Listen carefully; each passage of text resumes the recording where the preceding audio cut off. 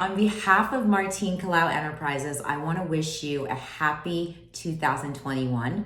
With everything that we've been through in the last 12 months, you have earned the right to keep celebrating the onset of a new year for as long as you want.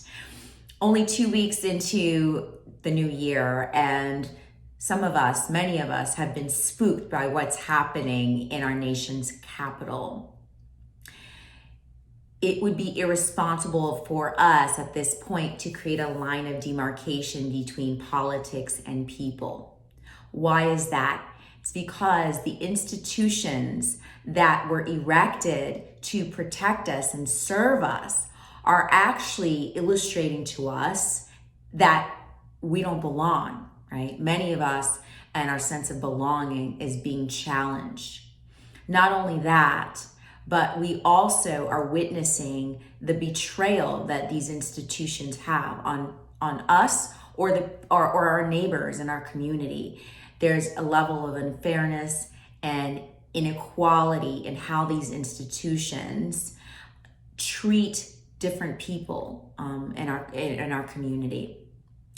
And so our people, your employees, are internalizing these feelings and this sense of belonging, and they're carrying that into the workplace. And they're asking themselves questions like, am I welcomed in this company? Am I valued? And do I belong? And am I valued in the same way that the person next to me is, based on the fact that I'm X, Y, Z? And you have the opportunity to fill in the blanks as far as what diversity dimensions XYZ represent. It can represent race, gender, sexual orientation, age, you name it. So these are the questions that our employees are asking, and they're hyper aware of your response or lack thereof. And that determines their productivity and their commitment to your organization. So as HR, human resources professionals, as executive leaders in the C-suite, as hiring managers or supervisors, and as allies, we have an opportunity to foster a workplace that's not only diverse, but also inclusive. And there are ways that we can do that immediately and steps that we can begin to take immediately. So one of the ways that we can foster this inclusive environment is by creating spaces, safe spaces, where our employees can start to share their narratives or their stories of experiencing discrimination, bias, xenophobia.